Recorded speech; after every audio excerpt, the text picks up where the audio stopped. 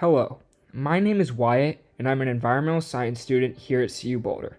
Living and studying in Boulder, as I'm sure you all know, means I'm already really immersed in nature, with beautiful mountains, trails, and open spaces surrounding us. Just last weekend, I hiked the Decalibron Loop, which is 4 14ers in one day, and it reminded me how much being outside centers me. I've always spent a lot of time hiking and climbing, and nature has always felt important to me. But through this class, I realized that just appreciating nature isn't the same as having a real relationship with it. When I learned how many native communities view the land as a living relative, not just a backdrop or a resource, it really challenged me to think about my connection to the places I love. That's why for this final project, I wanted to explore how indigenous perspectives can teach us to see land not just as scenery, but as something we're responsible to. As I just mentioned, before this class, I mostly saw nature through a recreational lens as an outdoorsman or a scientific lens as an ENDS student. I wanted to protect it, but I hadn't really thought about my relationship with it in a more moral or emotional sense.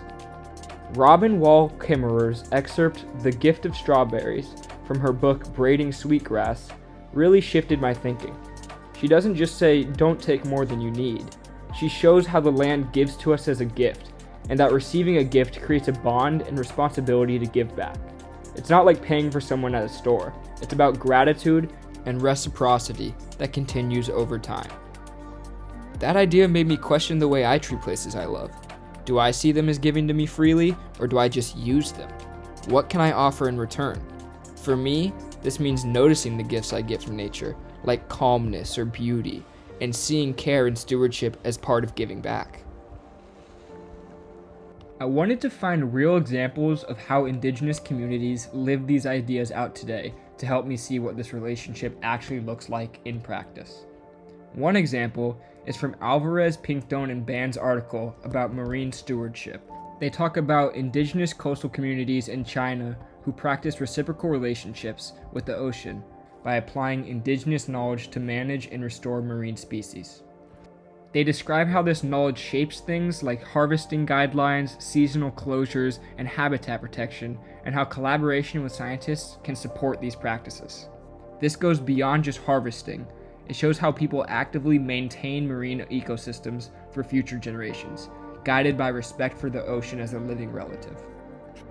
Another example is Armstrong's work on the Gitxsan and Inglakapam peoples. She describes how these communities maintain berry patches and root gardens through controlled burning, weeding, and pruning to keep them productive for future generations.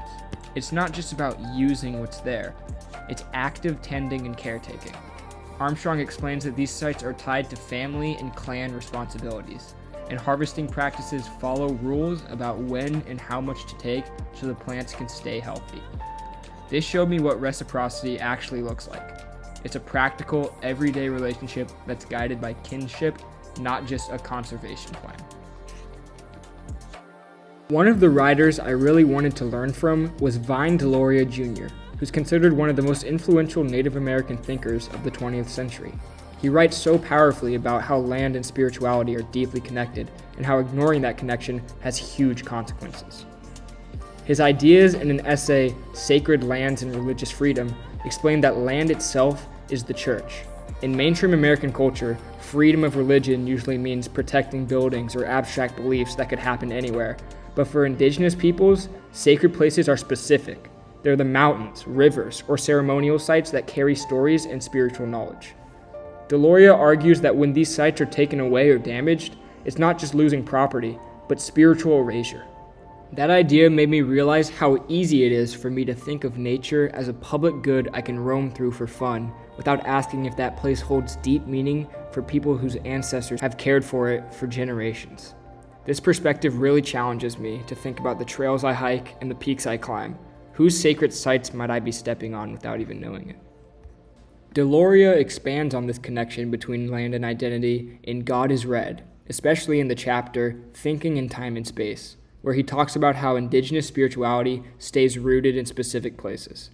He contrasts it with Western traditions that think mostly in time and history as progress moving forward, while indigenous worldviews often think in terms of place and cyclical time. The land isn't just background, It's part of the community and a holder of stories that guide how people lived. It really made me reflect on how I relate to places I love in the mountains. Do I treat them like timeless playgrounds, or do I see them as living spaces that hold knowledge and memory? As someone studying environmental science, this pushes me to remember that real solutions for sustainability should include not just scientific data, but also respect for the relationships communities have with specific places. It's about more than saving nature. It's about respecting land as a living relative that shapes identity. Putting all of this together made me think about my own time outside. I still love hiking and climbing, but now I'm asking, how can I be a good relative to the land? How can I respect the places that make me feel so alive? I want to carry this relational perspective into my environmental science work too.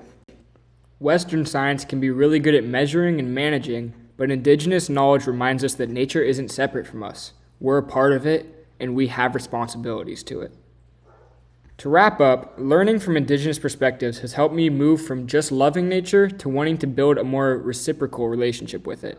I'm grateful for the writers and communities who shared this knowledge, and I hope to carry these ideas forward, both in how I spend time outside and in how I think about environmental solutions. Thank you for listening.